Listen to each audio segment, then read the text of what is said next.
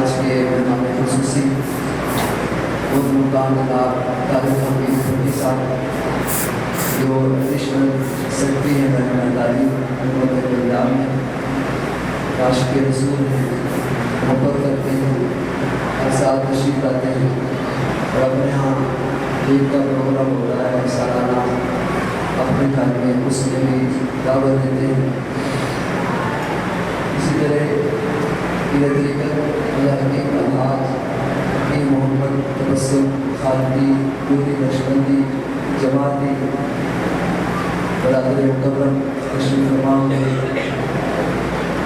جو کہ زیب سجادہ ہے جنرل بابا جی جنہ والے بھی رحمۃ اللہ علیہ، برادر اکبر المقام حکیم ڈاکٹر محمد عثمان خالدی پوری نقشبندی جماعتی عزیز العالی جن کی زیر نگرانی ہر سال یہ پروگرام کا انعقاد کیا جاتا ہے، اور میں سمجھتا ہوں کہ حق ادا کرتے ہیں بھائی ہونے کا بھی، عاشق رسول ہونے کا بھی، اپنے والد صاحب کے بیٹے ہونے کا بھی۔ جس طرح ماشاء اللہ احتشام کے ساتھ ساری ہماری اولاد اور سارے مریض کی گھر والے اس میں پارٹیسپیٹ کرتے ہیں، میں سب کا شکریہ ادا کرتا ہوں۔ اور بھی تمام مہمانوں گرامی اپنی تشریف لانے والے ہیں۔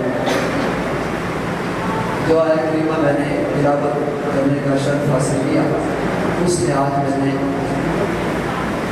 ایک بڑا اہم مسئلہ ہے، اس کا تعلق عید میلاد مصطفیٰ صلی اللہ علیہ وسلم کے ساتھ بھی ہے، اور خاص طور پر ہمارے عقیدے کے ساتھ ہے۔ اور آج میں انشاءاللہ جلائے کے ساتھ اس کی وضاحت کروں گا۔ عام طور پر یہ سوال کیا جاتا ہے کہ ہم میلاد النبی صلی اللہ علیہ وسلم مناتے ہیں، حضور کی ولادت تو مناتے ہیں، کیونکہ اسی دن آگے تو جہاں کی وفات بھی ہوئی، عرس کیوں نہیں مناتے؟ بڑا ہم آپ نے میڈیا پر سنا ہے اور ہر جگہ پر اس کا چرچا بھی ہے، اور میڈیا کا دور ہے، میرا اپنا ڈاکٹر حسین آزاد کے نام سے یوٹیوب چینل ہے، اس میں بھی میں اس طرح کے سوالوں کے جواب دے رہا ہوں الحمدللہ تعالیٰ اپنی مسائل کے مطابق۔ جب سے میں نے پی ایچ ڈی کی ہے تو میں نے چاہا اس طرح کا جو علم ہے آگے وہ ٹرانسفر ہونا چاہیے، جو بد اقتداری ہیں ان کا کما ہونا چاہیے، اس کے لیے الحمدللہ تعالیٰ میں نظام اپنی سطح پر نظام دے رہا ہوں۔ اس کو آپ سنیں ضرور، اس میں کافی چیزیں آپ کو علمی حوالے سے ملیں گی، اور یہ بھی انشاءاللہ تعالیٰ آج کا بھی جو ریکارڈ ہو رہا ہے یہ بھی اس کے اوپر آ جائے گا، اور یہ آپ آگے ٹرانسفر بھی کریں، لوگوں کو بتائیں بھی۔ جو یہ سوال کرتے ہیں ان کو مدلل جواب ہے قرآن و حدیث سے، وہ انشاءاللہ تعالیٰ وہ ملے گا کہ ہم آگے تو جہاں کا یوم میلاد کو مناتے ہیں، جشن ولادت مصطفیٰ صلی اللہ علیہ وسلم، اور سب سے بڑھ کر مناتے ہیں۔ ابھی رات کو آپ کو معلوم ہے میری وہاں پہ ڈیوٹی تھی میلاد پاکستان، آج بھی میلاد کانفرنس کس طرح اس کو احتشام جوش و خروش کے ساتھ وہاں منائیں گے، اور 4:20 پر جب آگے تو جہاں بھی میلاد کا موقع ہوتا ہے جشن منایا جاتا ہے۔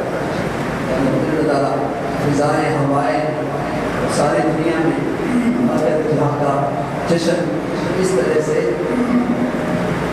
منایا جاتا ہے، پتہ چلتا ہے کہ واقعتاً حضور نبی کریم صلی اللہ علیہ وسلم رحمت للعالمین پر تشریف لائے۔ تو سوال یہ ہے کہ اگر تو جہاں کی وفات بھی اسی دن ہے تو پھر غم کیوں نہیں مناتے، عرس کیوں نہیں مناتے؟ یہ بڑا اہم سوال ہے، اس کا جواب قرآن پاک کی آیت مقدسہ نے اللہ تعالیٰ نے خود دے دیا۔ آیت کریمہ میں نے تلاوت کرنے کا شرف حاصل کیا، اور اس کا لب لباب یہ ہے کہ ہم غم یا عرس یا وفات اس لیے نہیں مناتے کہ وفات اس کی ہوتی ہے جو دنیا سے چلا جاتا ہے، غم اس کا ہوتا ہے جو چلا جاتا ہے، اور عرس یا غم یا وفات اس کی منائی جاتی ہے جو حیات نہ ہو۔ جبکہ ہمارا عقیدہ ہے آگے تو جہاں اب بھی حیات ہے، قیامت تک ہے، اس کے بعد لہذا اس لیے ہم غم نہیں مناتے، وفات نہیں مناتے، عرس نہیں مناتے، آقا دو جہاں کا میلاد مناتے ہیں۔ اور یہ میلاد جو مناتے ہیں یہ ہم نہیں مناتے، اللہ نے خود منایا۔ پچھلے سال کا خطاب وہ میرا اسی موضوع پر تھا، وہ بھی آپ سن سکتے ہیں۔ جو جشن عید میلاد النبی منانا سنت الہی ہے، تو پتہ اویلیبل ہے، وہ آپ سنیں دلائل کے ساتھ۔ میں نے بہت سارے اس میں دلائل دیے ہیں۔ اللہ پاک نے آقا دو جہاں کی ولادت کا خود جشن منایا۔ آج کا جو موضوع ہے وہ یہ ہے کہ ہم وفات کا غم کیوں نہیں مناتے۔ اور یہ قرآن پاک کی آیت کریمہ میں نے تلاوت کرنے کا شرف حاصل کیا، اس میں اللہ تعالیٰ نے ارشاد فرمایا کہ وَمَا كَانَ اللَّهُ لِيُعَذِّبَ وَأَنْتَ فِيهِمْ۔ اللہ کی شان نہیں ہے کہ ان پر عذاب نازل کرے اس حال میں کہ آپ ان کے اندر موجود ہیں۔ یا مصطفیٰ جب آپ ان کے اندر ہیں، اور آقا دو جہاں کب تک ہیں؟ قیامت تک ہیں۔ جو بھی بچہ پیدا ہوگا، بڑا ہوگا، جب وہ کلمہ پڑھے گا تو کلمہ اسلام پڑھے گا، لا الہ الا اللہ محمد رسول اللہ۔ اس میں کیا کہتے ہیں؟ کوئی معبود نہیں سوائے اللہ کے، اللہ ہے اور محمد اللہ کے رسول ہیں۔ قیامت تک یہی کلمہ پڑھا جاتا رہے گا۔ پتہ چلا آقا دو جہاں اب بھی ہیں اور قیامت تک ہیں۔ رات کی کلمہ ہے there is no God but Allah and Hazrat Muhammad peace be upon him is his prophet and his creator۔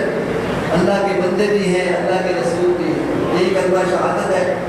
لہذا اللہ تعالیٰ نے جتنے سابقہ اقوام آئیں انہوں نے برے عمل کیے، جس کی وجہ سے ان کے انبیاء نے ان کے لیے بددعائیں کی اور وہ سبع ہستی سے مٹا دیے گئے، نام و نشان مٹا دیا گیا، کسی کو دریا میں ڈبو دیا گیا، فرعون سمیت اس کی پوری قوم، اور کسی پر پتھروں کی بارش کی گئی۔ اب اندازہ کریں، فرشتوں نے بستی کو اٹھایا، اوپر لے جا کر آسمانوں سے نیچے پٹک دیا، زلزلے آئے، قوموں کو ہلاک کر دیا، لوط علیہ السلام کی قوم کا۔ اور پھر آپ دیکھیے کہ اللہ پاک نے کسی کو بندر کی شکل میں بنا دیا، مسخ کر دیا، صورت ہی تبدیل کر دی، اور طوفان نوح آیا، پوری قوم کو ہلاک کر دیا، سبع ہستی سے مٹا دیا۔ مختلف قوموں پر مختلف عذاب آتے رہے۔ آقا دو جہاں کے دور میں جو کافر تھے، مشرک تھے، وہ بھی کسی سے کام نہیں تھے۔ اللہ پاک قرآن پاک میں فرما رہا ہے ان پر بھی میں عذاب نازل کر سکتا تھا، سبع ہستی سے مٹا سکتا تھا، لیکن اے محبوب چونکہ آپ ان کے اندر موجود ہیں، آپ کے حیات کی وجہ سے آپ میرے نبی رسول رحمت للعالمین بن کر آئے، میں ان کو سبع ہستی سے مٹا دیں، ان پر وہ عذاب نازل نہیں کر رہا، ان کو ختم نہیں کر رہا۔ یہی وجہ ہے، کسی نے کیا خوب کہا کہ روک دیتی ہے آپ کی نسبت تیر جتنے بھی ہم پہ چلتے ہیں، یہ کرم ہے حضور کا ہم پر کہ آنے والے عذاب ٹلتے ہیں۔ حضور کی میلاد کی نسبت سے 12 ربیع الاول میں حدیث پاک کے 12 دلائل آپ کو دے رہا ہوں تاکہ پتہ چلے کہ آقا دو جہاں حیات ہیں، اس لیے ہم حضور کا میلاد کو مناتے ہیں، غم نہیں مناتے۔ یہی وجہ ہے کہ خود اللہ تعالیٰ نے قرآن پاک میں جب ارشاد فرما دیا، اور اس کے بعد خود آقا دو جہاں صلی اللہ علیہ وسلم کی اپنی سنت ہے، آقا دو جہاں اپنی حدیث ہے، اپنا قول ہے۔ آقا نے ارشاد فرمایا حیات النبی بزبان مصطفیٰ۔ یہ سنیے پہلی دلیل حضرت اوس بن اوس رضی اللہ تعالیٰ سے بنتی ہے کہ آقا دو جہاں نے ارشاد فرمایا بے شک تمہارے دنوں میں سے جمعہ کا دن سب سے بہتر دن ہے۔ اس دن حضرت آدم علیہ السلام پیدا ہوئے اور اسی دن انہوں نے وفات پائی، تو جس دن وہ پیدا ہوئے جمعہ کا دن عید کا دن قرار پایا، اسی دن وہ وفات فرمائی۔ وفات کوئی نہیں مناتا، آدم علیہ السلام کا دن ہر ہفتے ہم مناتے ہیں، عید کا دن ہر ہفتے مناتے ہیں۔ آدم علیہ السلام کی وفات کا دن ہے کہ نبی فوت نہیں ہوتا، مرتا نہیں، اس کا نام زندہ رہتا ہے، وہ قبر میں بھی زندہ ہے۔ یہی وجہ ہے اسی دن حدیث پاک میں ہے سور پھونکا جائے گا، اسی دن سخت آواز ظاہر ہوگی، بس اس دن جمعے کے دن آقا نے ارشاد فرمایا مجھ پر کثرت سے درود بھیجا کرو، کیونکہ تمہارا درود مجھے پیش کیا جاتا ہے، قبر میں زندہ ہیں تو پیش کیا جاتا ہے، فرشتے پیش کرتے ہیں، حضور کا ادب ہے، حضور کے دربار کا ادب کہ پیش کیا جائے تو وہ پیش کرتے ہیں۔ اور صحابہ کرام نے عرض کی یا رسول اللہ ہمارا درود آپ کی مثال کے بعد بھی آپ کو پیش کیا جائے گا؟ صحابہ کرام نے پوچھا آگے تو جہاں سے، اب حدیث مصطفیٰ سنیے، آقا نے ارشاد فرمایا کہ ہاں وجہ یہ ہے کہ اللہ تعالیٰ نے زمین پر انبیاء کرام کے جسموں کو کھانا حرام کر دیا ہے، یہی وجہ ہے۔ امام ابو داؤد، امام نسائی، ابن ماجہ صحیح حدیث ہے بات، اس میں آقا تو جہاں کی حیات ثابت ہو گئی، زمین انبیاء کے جسموں کو نہیں کھاتی بلکہ ان کو رزق دیا جاتا ہے، قبر میں بھی زندہ ہوتے ہیں۔ دوسری دلیل جس کو امام ابو داؤد نے، امام احمد نے، امام طبرانی نے نقل کیا ہے، حضرت ابو ہریرہ رضی اللہ تعالیٰ عنہ سے مروی ہے، آقا تو جہاں نے یہ بھی ارشاد فرمایا میری امت میں سے کوئی شخص ایسا نہیں جو مجھ پر سلام بھیجے مگر اللہ تعالیٰ نے میری روح مجھے لوٹا دی ہوئی ہے، جب بھی کوئی مجھے سلام کہتا ہے میں اس کے سلام کا جواب دیتا ہوں۔ اس حدیث پاک صحیح حدیث سے یہ بھی پتہ چل گیا کہ آقا نے بتا دیا ہاں کل نفس ذائقۃ الموت، اس کے تحت ہر نفس نے ذائقہ چکھنا ہے موت کا، تو مجھے بھی تھوڑی دیر کے لیے چکھنے کی حد تک موت آئی، انسان ہے، نبی بھی انسان ہوتے ہیں، لہٰذا لیکن اللہ پاک نے اس کے بعد روح لوٹا دی، زندگی عطا کر دی، اب قبر میں بھی مصطفیٰ زندہ ہیں اس حدیث کے مطابق۔ آقا تو جہاں نے فرمایا کہ مجھے روح لوٹا دی، کیوں؟ وجہ کیا بنی؟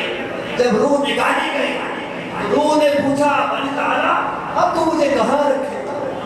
اگر تو جسم مصطفیٰ سے بڑھ کر کوئی جگہ بنائی ہے میں وہاں رہنے کے لیے تیار ہوں، اگر تو جسم مصطفیٰ سے بڑھ کر کوئی مسکن ہے، میری رہائش ہے جہاں تو مجھے رکھے گا میں رہنے کے لیے تیار ہوں۔ اللہ تعالیٰ نے فرمایا اے روح مصطفیٰ جسم مصطفیٰ سے بڑھ کر میں نے کوئی شے نہیں بنائی، لوٹ جا تو جہاں سے آئی ہے۔ آقا نے فرمایا مجھے میری روح لوٹا دی ہے۔ نعرہ تکبیر، نعرہ رسالت، نعرہ رسالت۔ یہی وجہ ہے کہ آقا تو جہاں فرما رہے ہیں جب وہ مجھے سلام کرتا ہے میں سلام کا جواب دیتا ہوں، زندہ ہیں تو جواب دیتے ہیں، قبر میں زندہ ہیں اور ہمارا سلام پہنچتا ہے۔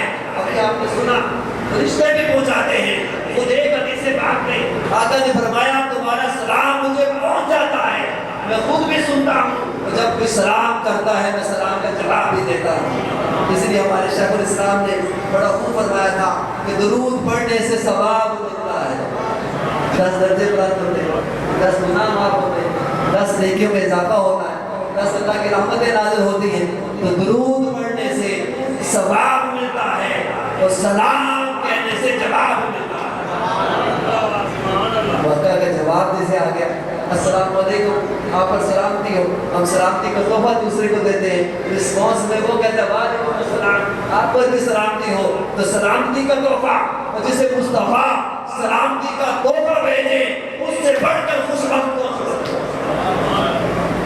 اور پھر تیسری دلیل جس کو امام مسلم نے روایت کیا، ساری اتھینٹک حدیث میں آپ کو دے رہا ہوں، جس کا کوئی توڑ نہیں، جس کا کوئی جواب نہیں، میڈیا پر آئے گا میں چیلنج کرتا ہوں حیات النبی کے اس معاملے میں جو قرآن و حدیث کے دلائل میں دے رہا ہوں، اگر اس کے کوئی خلاف ہے تو وفات ثابت کر دے، حضور قبر میں زندہ نہیں ہے، وہ دلیل لے آئے، میرا چیلنج ہے، انشاءاللہ میں مقابلہ کروں گا، مناظرے کے لیے حاضر ہوں، میں ثابت کر رہا ہوں آگے تو جہاں اپنی قبر میں زندہ ہے، زندہ ہے، زندہ ہے۔ تیسری دلیل امام مسلم کی روایت انس بن مالک سے مروی ہے، آقا تو جہاں نے فرمایا معراج کی شب حضرت موسیٰ علیہ السلام کے پاس سے میں گزرا، تو حضرت موسیٰ علیہ السلام سرخ ٹیلے کے پاس سے جب گزرا تو میں نے دیکھا حضرت موسیٰ علیہ السلام اپنی قبر میں کھڑے نماز پڑھ رہے تھے۔ اس حدیث سے بھی پتہ چلا انبیاء زندہ ہیں، قبر میں نماز بھی پڑھتے ہیں۔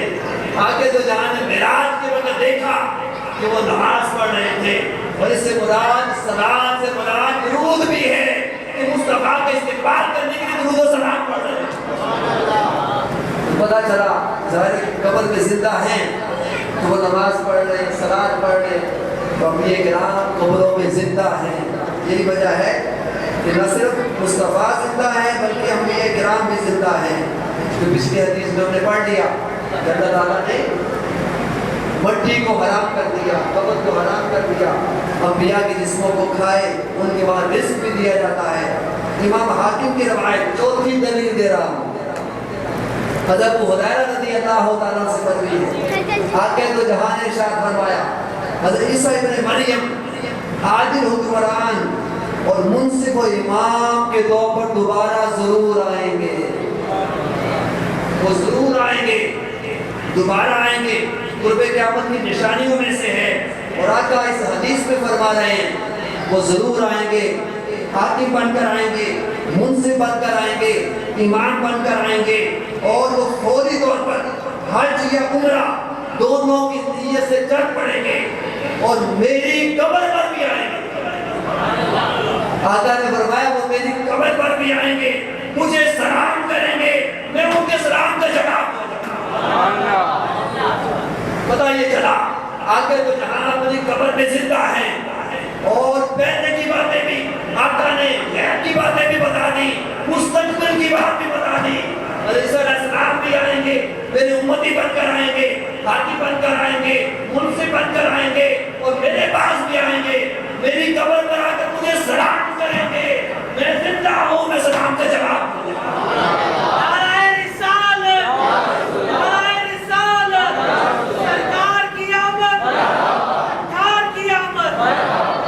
اس لیے حضور نے فرمایا حیاتی خیر لکم و مماتی خیر لکم، میری حیات بھی تمہارے لیے خیر اور برکت کا باعث ہے، میری وفات بھی تمہارے لیے خیر اور برکت کا باعث ہے۔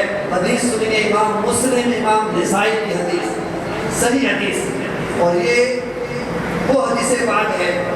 پانچویں دلیل کے طور پر میں پیش کر رہا ہوں حضرت عمار بن یاسر رضی اللہ تعالیٰ عنہ، ان سے مروی ہے۔ آگے تو جہاں نے ارشاد فرمایا، اس میں امام بخاری نے التاریخ الکبیر میں بھی ارشاد فرمایا، آقا کا فرمان کہ بے شک اللہ تعالیٰ نے میری قبر پر ایک فرشتہ مقرر کیا ہوتا ہے۔ اب اس فرشتے کا کام کیا ہے؟ جسے اللہ تعالیٰ نے تمام مخلوقات کی آوازیں سمجھنے کی قوت عطا کی ہے۔ جتنی مخلوقات ہیں ان سب کی آوازیں سن سکتا ہے، سمجھ سکتا ہے، یہ قوت اسے عطا کی ہے۔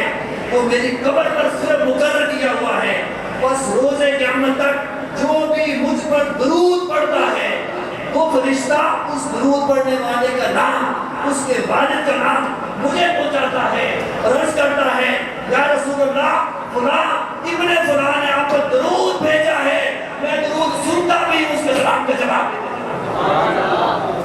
اللہ نے فرشتہ مقرر کیا، وہ باقاعدہ آ کے تو جہاں تک اس کو لکھتا بھی ہے، ہمارے پاس سیکریٹری بیٹھے، اب آپ دیکھیے ہر ایک کا پروٹوکول ہوتا ہے، ہر ایک کا پروٹوکول، یہ آگے تو جہاں کا پروٹوکول ہے کہ اللہ نے فرشتہ مقرر کیا تاکہ جس نے رابطہ کرنا ہے وہ سارے کا سارا لکھے، اپنے پاس نوٹ کرے، اور قیامت کے دن میں اللہ تعالیٰ کے حضور میں پیش کرے گا۔ وہ ظاہر ہے کہ اس کے حوالے سے جس کے اللہ پاک نے درجے بلند کرنے ہوں گے، جس کو بخشنا ہوگا، تو پھر الحکیم لا یخلو الحکمہ، اللہ کی جو کام حکمت سے خالی نہیں ہے، جس کو بخشنا ہوگا وہ آنا یہ ہوگا، دیکھا جائے گا درود پاک کس کا زیادہ ہے، اس درود پاک کو دیکھتے ہوئے اگر اس کی گناہ وہ ہوں گے یا اس کی نیکیاں کم ہوں گی، اللہ پاک فرمائے گا جو اس کی درود پاک بہت زیادہ ہے اس کے ساتھ اس کی بخشش کرنی چاہیے، درود پاک بخشش کا بہانہ بن جائے گا۔ شیخ ابن حبان وہ روایت کرتے ہیں، ان کے الفاظ جو ہے آگے تو جہاں صلی اللہ علیہ وسلم، جس کو امام دارقطنی نے روایت کیا، امام دہلوی نے روایت کی حدیث، اور یہ 7ویں دلیل ہے حیات النبی پر۔ آقا قبر میں زندہ ہیں، ہم حضور کا میلاد مناتے ہیں، وفات نہیں مناتے۔ خود آقا فرما رہے ہیں میں زندہ ہوں اپنی قبر میں، تم جو درود و سلام کرتے ہو مجھے سلام کرتے ہو، سلام کا جواب بھی دیتا ہوں۔ اور پھر یہ بھی فرمایا، حضرت بریدہ رضی اللہ تعالیٰ سے مروی ہے، آقا نے فرمایا اے بریدہ جب تم اپنی نماز پڑھنے بیٹھو تو تشہد اور مجھ پر درود بھیجنا کبھی ترک نہ کرنا۔ تشہد بھی پڑھنا اور مجھ پر درود بھی بھیجنا۔ یہ زکوٰۃ کی طرح ہے، جیسے وہ صدقہ الخیرات ہے، اس کا اجر ملتا ہے، اس کا بھی اجر ملے گا۔ اور اللہ تعالیٰ کی تمام انبیاء اور رسولوں پر اور اس کے نیک بندوں پر بھی سلام بھیجنا۔ خدا کے دو جہاں نے فرمایا، اس کا مطلب یہ ہوا کہ جب آپ درود پڑھیں گے مجھ تک پہنچے گا اور زکوٰۃ کی طرح ہو جائے گا، اس کا ثواب پہنچے گا، اجر ملے گا۔ باقی تو جہاں نے خود باقاعدہ یہ بھی فرمایا، اس لیے کہ آپ قبر میں زندہ ہیں اور سلام آپ کو پہنچتا ہے۔ اور پھر نہ صرف یہ بلکہ 70,000 فرشتے صبح، 70,000 فرشتے شام کو قبر مصطفیٰ پر حاضر ہوتے ہیں، درود و سلام کا نذرانہ پیش کرتے ہیں۔ 1,40,000 ہوئے روزانہ، 1,40,000 فرشتے۔ آقا نے فرمایا میری قبر پر اللہ مقرر کرتا ہے، درود و سلام کا نذرانہ پیش کرتے ہیں۔ جو ایک دن آتے ہیں 1,40,000، اگلے دن وہ نہیں آتے، اللہ نئے فرشتے پیدا کرتا ہے۔ اگلے دن پھر 1,40,000 نئے فرشتے وہ مجھ پر درود و سلام بھیجتے ہیں۔ 1400 سال پہلے سے قبر مصطفیٰ ہے، قیامت تک رہے گی۔ فرشتوں کی تعداد کتنی ہوگی؟ 1,40,000 روزانہ آ رہے ہیں، قیامت تک آتے رہیں گے۔ پتہ چلا اللہ تعالیٰ نے مصطفیٰ کی قبر پر ہر وقت رحمت نازل کرتی ہے۔ فرشتے بھی نازل ہوتے ہیں، درود و سلام پڑھتے ہیں، کیونکہ آگے تو جہاں وہ سنتے ہیں اور پھر اللہ پاک درجے بلند فرماتا رہتا ہے۔ 8ویں دلیل حضرت ابو اسید الانصاری رضی اللہ عنہ وہ فرماتے ہیں، آگے تو جہاں نے ہمیں ارشاد فرمایا جب تم میں سے کوئی مسجد میں داخل ہو، آئندہ یاد کر لیں، مسجد میں داخل ہوتے ہیں ایک کام تو سارے کرتے ہوں گے، دوسرا میں اس حدیث کے مطابق اتھینٹک حدیث وہ بتا رہا ہوں، حضور نے فرمایا جب تم میں کوئی مسجد میں داخل ہو اسے چاہیے کہ سب سے پہلے مجھ پر سلام بھیجے۔ مسجد اللہ کا گھر ہے، مصطفیٰ کا وسیلہ مسجد میں بھی ضروری ہے، نماز میں بھی اللہ پاک نے درود رکھا ہے، اس درود کے بغیر بھی نماز نہیں ہوتی۔ مسجد اللہ کا گھر ہے، آقا فرما رہے ہیں جب آپ پر آئیں تو سب سے پہلے مجھ پر درود بھیجیں اور پھر یہ دعا کریں باری تعالیٰ میرے لیے رحمت کے دروازے کھول دیں۔ پہلے کہیں الصلاۃ والسلام علی رسول اللہ، یہ کہہ کر اس کے بعد اللہ افتح لی ابواب رحمتک، ہماری طرف مجھ پر اپنی رحمت کے دروازے کھول دے۔ اس درود پاک کے صدقے اللہ تعالیٰ تم پر رحمت کے دروازے کھول دے۔ مصطفیٰ کے وسیلے سے، درود کے وسیلے سے آقا نے خود فرمایا کہتے یہ کہو اس کے بعد پھر دعا کرو، اس دعا کے وسیلے سے تم پر رحمت کے دروازے کھول جائیں گے۔ اور جب مسجد سے باہر نکلو، اسی حدیث میں اگلی بات باہر نکلو تو پھر اللہ کا فضل تلاش کرو۔ پتہ چلا کہ وسیلہ مصطفیٰ ضروری ہے، اور آج بھی وسیلہ مصطفیٰ جب تک نہ ہو اس وقت تک اللہ تعالیٰ رحمت نازل نہیں فرماتا، فضل رحمت نہیں فرماتا۔ صحابہ کرام کا یہ عقیدہ تھا، جب بھی مسجد میں جاتے پہلے آگے تو جہاں پر درود پڑھتے، واپسی پر بھی درود پڑھتے۔ اگلی روایت نویں دلیل حضرت محمد بن عبد الرحمن رضی اللہ عنہ وہ روایت کرتے ہیں، عبداللہ ابن سلام رضی اللہ عنہ جب کبھی مسجد میں داخل ہوتے تو حضور نبی کریم صلی اللہ علیہ وسلم پر سلام پڑھتے اور پھر یہ کہتے اللہم افتح لی ابواب رحمتک، صحابہ کا عمل بھی ثابت ہو گیا. صحابہ بھی ایسے کرتے تھے آقا کے فرمان کے مطابق کہ اللہ مجھ پر اپنے رحمت کے دروازے کھول دے. جب وہ مسجد سے باہر نکلتے تو تب بھی حضور نبی کریم کو سلام بھیجتے اور پھر شیطان مردود سے پناہ مانگتے. ان کا یہ عمل حضور کے وصال اس کے بعد بھی جاری رہا. پتہ یہ چلا شروع میں اور آخر میں آگے تو جہاں کا درود پڑھنا یہ وسیلہ مصطفیٰ ہے. بڑی معروف حدیث ہے کہ کوئی دعا قبول نہیں ہوتی جس کے شروع جس کے آخر میں درود نہ پڑھا جائے. اس کا مطلب اللہ کی عبادت بھی اللہ کے گھر میں قبول نہیں جس کے شروع اور آخر میں درود نہ پڑھا جائے. مصطفیٰ کا درود و پاک پڑھنا اتنا ضروری ہے. یہ صحابہ کا عقیدہ وہ میں بیان کر رہا ہوں. نہ صرف یہ بلکہ یہاں تک آتا ہے کہ حضور نبی کریم صلی اللہ علیہ وسلم پر یہ درود جو صحابہ کرام پڑھتے تھے اس کا عالم کیا تھا. 10ویں دلیل کیا کہ تو جہاں ہر پکارنے والے کی اپنے عاشق کی مومن کی پکار بھی سنتے ہیں. قبر مصطفیٰ میں زندہ ہے اس لیے وفات نہیں مناتے. وفات وہ ہوتا ہے جو چلا جائے جو زندہ ہے قبر میں. اور قیامت تک یہی وجہ ہے ہم آقا کا میلاد جشن مناتے ہیں.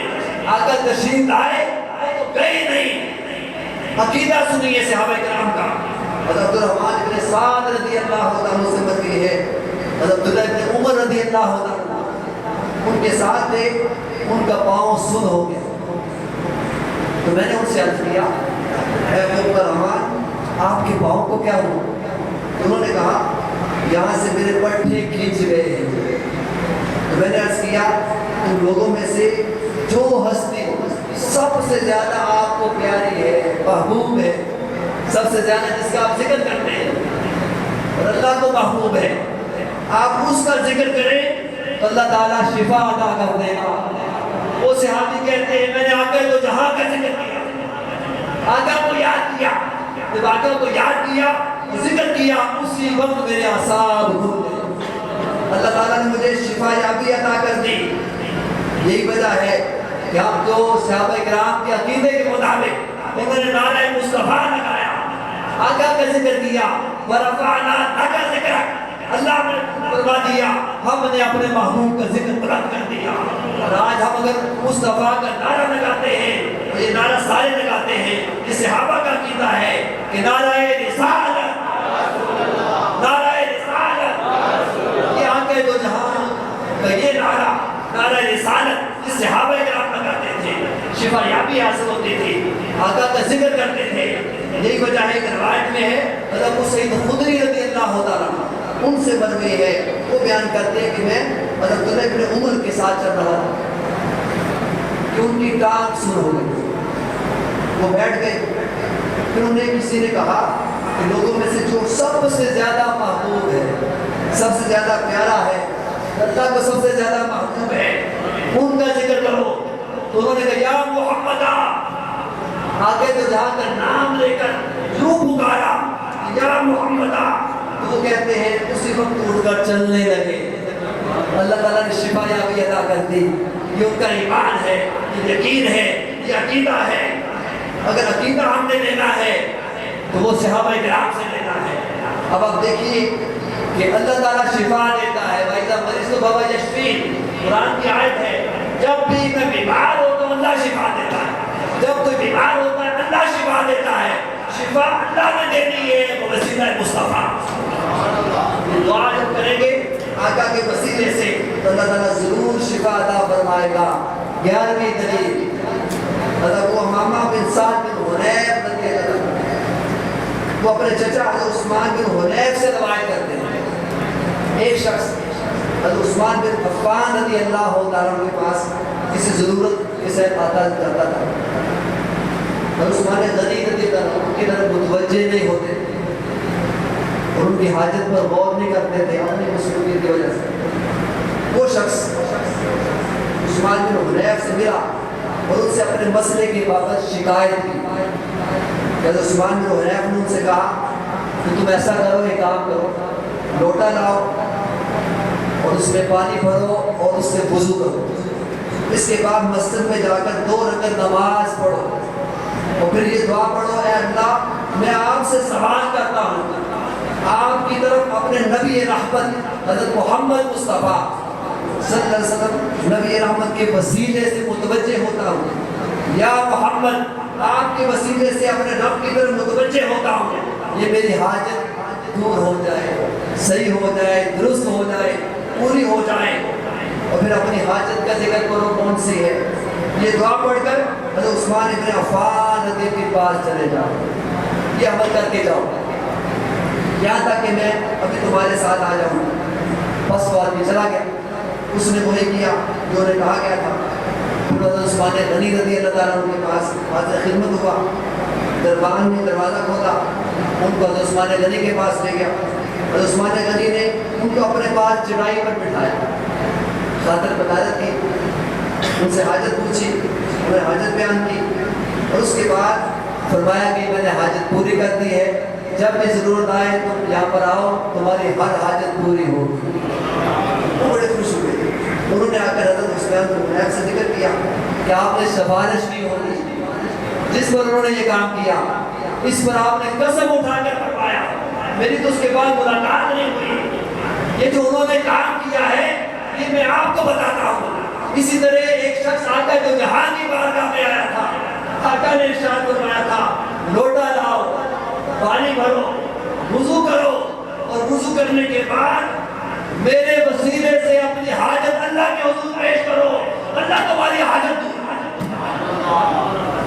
تو وہ کہتے ہیں یہ تو حضرت عثمان غنی کے قلب میں اللہ نے بات ڈالی، یہ تو آگے تو جہاں کی سنت ہے، تم نے جب ایسا کر کے گئے ان کی بارگاہ میں، اس کی وجہ سے تمہارا کام آگے تو جہاں کے تبسم سے ہوا۔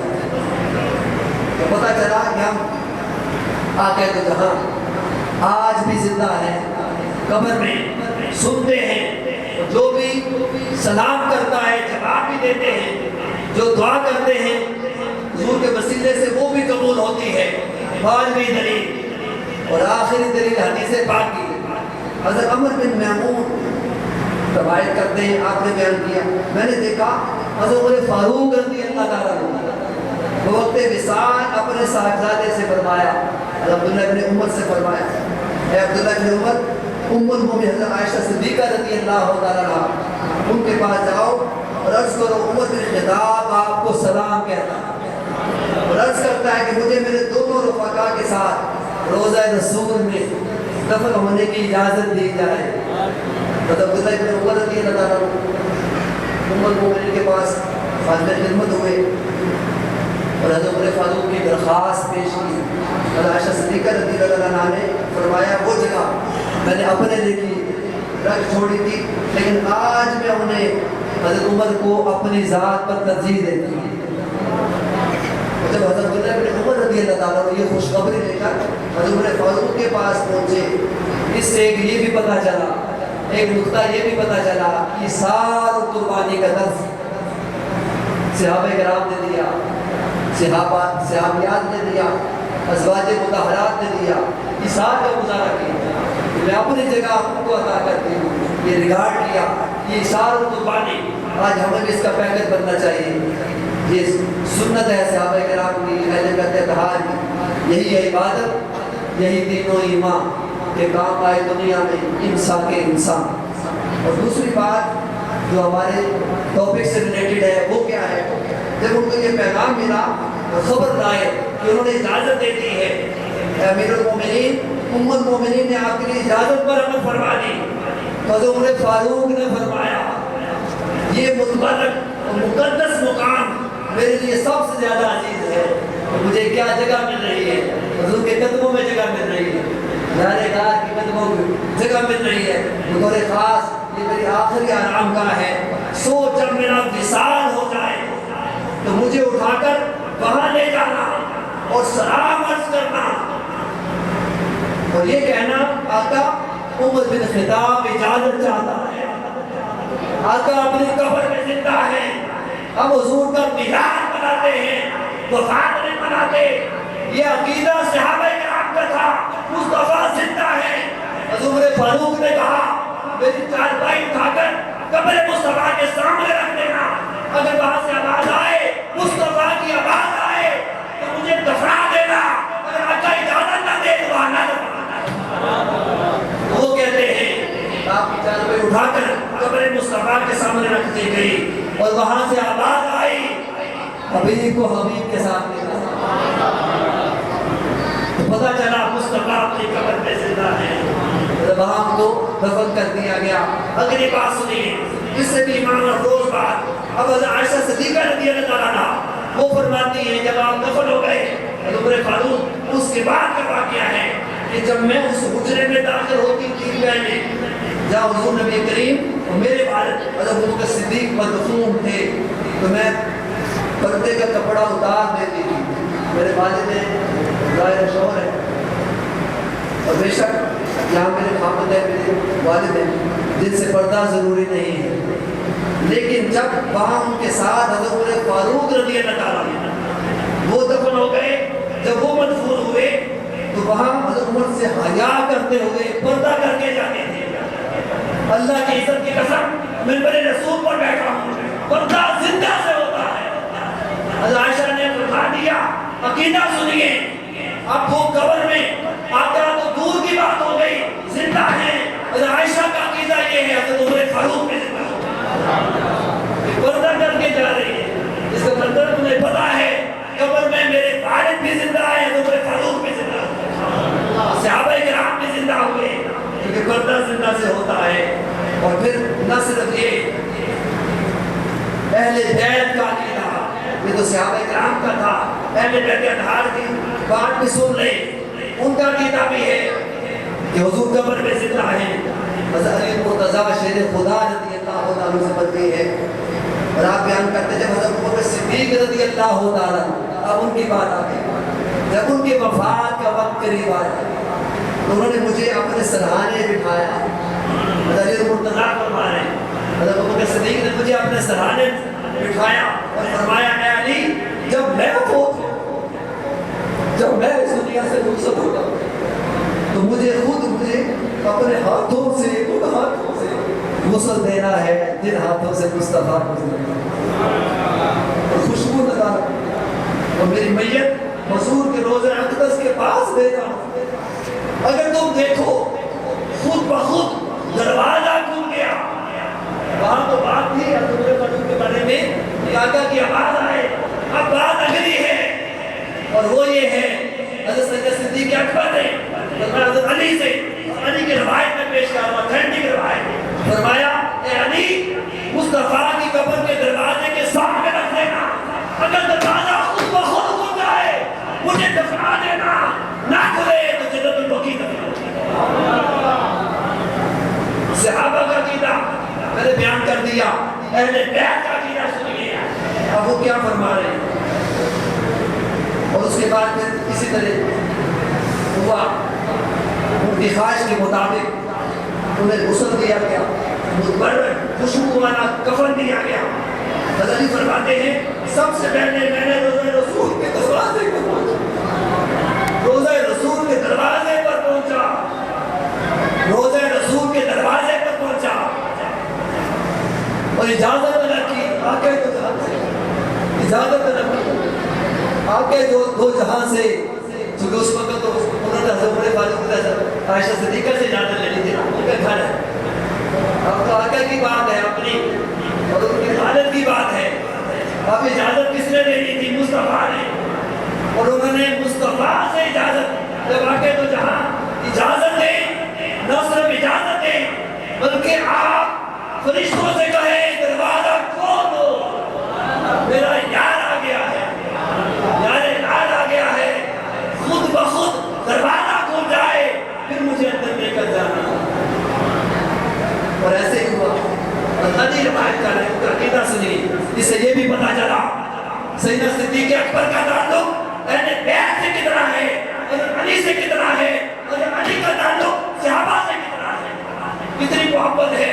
اور آج جدائی پیدا کرنے والے, لڑائی پیدا کرنے والے, ان کو سوچنا چاہیے, عقل کے ہوش کے ناخن دینے چاہیے. یہ روایتیں کیوں نہیں سناتے, یہ محبت کی باتیں کیوں نہیں کرتے, اتفاق اتحاد کی باتیں کیوں نہیں کرتے, لوگوں کو کیوں لڑاتے ہیں. کہ تمہاری دکانداری کاروبار یہاں رہ جانا ہے، قبر میں بھی جانا ہے، حشر میں بھی جانا ہے، تمہارا بھی حساب ہونا ہے. خدا کا خوف کرو. امت کو ٹکڑے کرنے کے بجائے اتحاد کا، محبت کا، پیار کا مظاہرہ کرو. اللہ دیکھ رہا ہے. اور یہ دیکھیے اس سے بڑھ کر بات کیا ہو سکتی ہے. حضرت علی روایت کر رہے ہیں سیدنا صدیق اکبر رضی اللہ عنہ میری چارپائی کو مصطفیٰ کے دروازے کے سامنے رکھا اور ایسے ہی انہوں نے کیا. اب سنیے، اور عرض کیا جیسے انہوں نے کہا تھا. حضرت علی مرتضیٰ نے آقا سے عرض کیا آقا قبر میں زندہ ہے. دروازے کے باہر حضرت علی کی آواز سن رہے ہیں. حضرت علی یہ کہہ رہے ہیں، کیا کہہ رہے ہیں؟ یہ ابو بکر آئے ہیں یا رسول اللہ، یہ ابو بکر آئے ہیں جو اندر آنے کی اجازت چاہتے ہیں. اور پھر میں نے دیکھا، حضرت علی کی روایت، میں نے دیکھا روزہ اقدس کا دروازہ خود بخود کھل گیا اور میں نے سنا دروازہ بھی کھل گیا.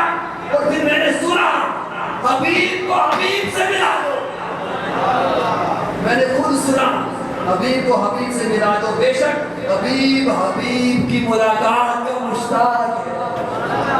اگر انتظار کر رہے ہیں، یاد گاہ کا انتظار کر رہے ہیں، ادخل حبیب الحبیب، حبیب کو حبیب سے ملا دو. آقا نے بھی دوستی کا حق ادا کر دیا.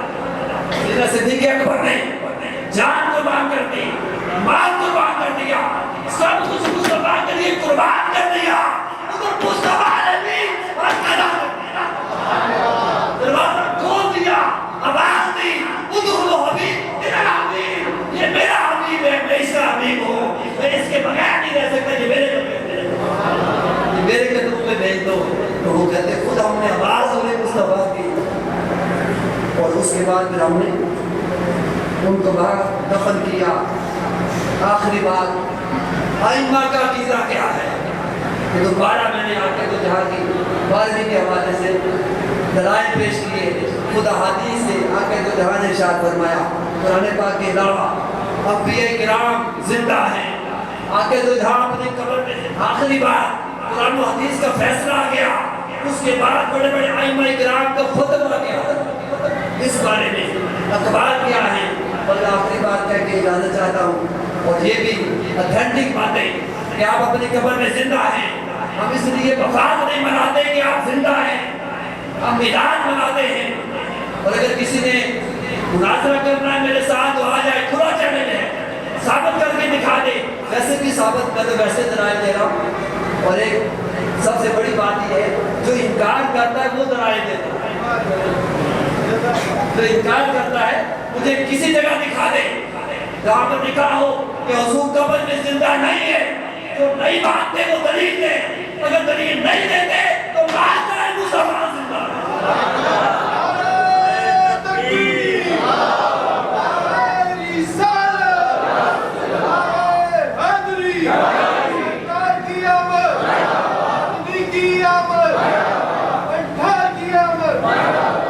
علامہ شرمگیری اپنی کتاب نور الازاں حوالہ دے رہا ہوں. حضور نبی کریم کی زیارت کے فضل قائم کی ہے، زیارت مصطفیٰ کی فضل قائم کی ہے. یہ پڑھائی جاتی ہے درس نظامی میں. اس میں ہے انہوں نے فرمایا محققین کے نزدیک یہ امر طے شدہ ہے کہ حضور نبی کریم حیات ہیں اور آپ کی شان کے لائق آپ کو رزق دیا جاتا ہے اور آپ جملہ عبادتوں سے مستفید بھی ہوتے. جیسے دنیا میں آپ عبادتیں کرتے تھے، قبر میں بھی عبادت کر رہے ہیں. جیسے دنیا میں اللہ پاک اپنے حلاوتوں سے راستہ تھا، قبر میں بھی اللہ تعالیٰ کی ساری نعمتوں سے مستفید ہوتے ہیں. فرق صرف یہ ہے، یہ خاص بات نہیں. فرق کیا ہے؟ آج صرف اور صرف ان لوگوں کی نگاہوں سے اوجھل ہے جو حضور کا مرتبہ نہیں جان پائے. صرف ان نگاہوں سے اوجھل ہے جو حضور کا مرتبہ اور مقام نہیں جانتے. حضور شیخ الاسلام نے یہاں بڑی پیاری بات کی کہ فرق یہ پڑا ہے کہ آج آ کے تو جہاں کو ہر کوئی نہیں دیکھ سکتا، ہر آنکھ نہیں دے سکتی. پہلے جب ظاہری حیات تھی ابو لہب بھی دیکھ رہا تھا، سیدنا صدیق اکبر، عمر فاروق اور عثمان غنی، علی مرتضیٰ سب دیکھتے تھے۔ اب فرق یہ پڑا ہے کہ اب آقا دو جہاں اپنی قبر میں ہیں، اب صرف نظر آتا ہے اور عمر فاروق کو نظر آتا ہے، اب نظر آتا ہے اس شاہ کو نظر آتا ہے، اب نظر آتا ہے اور عمر فاروق جیسوں کو نظر آتا ہے، ان کے ماننے والوں کو نظر آتا ہے، حضرت علی مرتضیٰ شیر خدا اور عثمان غنی کہ اس شاہ کو نظر آتا ہے، ابو جہل کو نظر نہیں آتا، آج کے ابو جہل کو نظر نہیں آتا، آج کے ابو لہب کو نظر نہیں آتا، جو ان کے نقش قدم پر چلنے والے ہیں ان کو نظر نہیں آتا کہ مصطفیٰ زندہ ہے، لیکن جو عاشق ہے جو مینار بنا ہوئے ہیں وہ زندہ ہے۔